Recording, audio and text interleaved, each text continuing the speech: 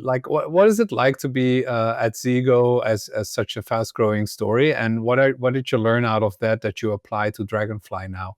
Yeah, it was a long journey. Just for listeners, when I joined, I was the first IC in the data space, so I was kind of data scientist. But there was not a lot of data science to do in the very beginning. So I focused first couple of weeks on the Xura pricing side of things, which is like insurance pricing. I'm not an actuary. I never operated in insurance space. I just knew how to do mathematical modeling. So I did that for a while. So we had our pricing models. Then I moved on to understanding product development part of the business.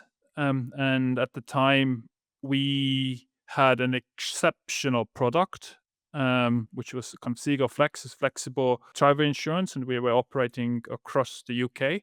And it was a very innovative product, and it was based on like very data driven. We used information from many of the kind of gig economy players that we partnered up with to offer a short term insurance contract. And the question then was, okay, we kind of saturated the market where we were existing. So what's the next step? And then we went on this kind of long and laborious journey of figuring out like product market fit in another segment. And through this, I grew. I tried different roles, and Zego grew as a business, kind of matured from like startup to scale up, and we also raised kind of large funds at the time, which also meant like hiring, kind of management and leadership. And I very quickly moved from individual contributor looking after a team. So it was like on January it was 2 of us. In March there was 4. By June 10, and by end of the year it was 40. Yeah, exactly.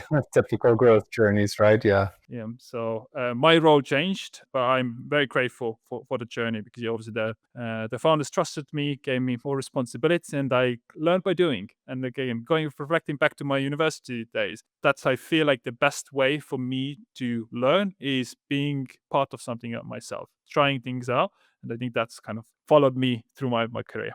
Who in your childhood or teenage years do you think was the most inspiring in getting you to so adamant about learning, like inspiring you to keep learning, to always do more self-discovery, to get better? What a great question. I feel like I like challenge. Like I thrive on challenge. Like this, not that I like stress, but more I would like to be better self tomorrow. And I need someone to push. And I'm kind of pushing myself across the spectrum. Obviously, in this kind of in my career, I'm also a keen amateur athlete.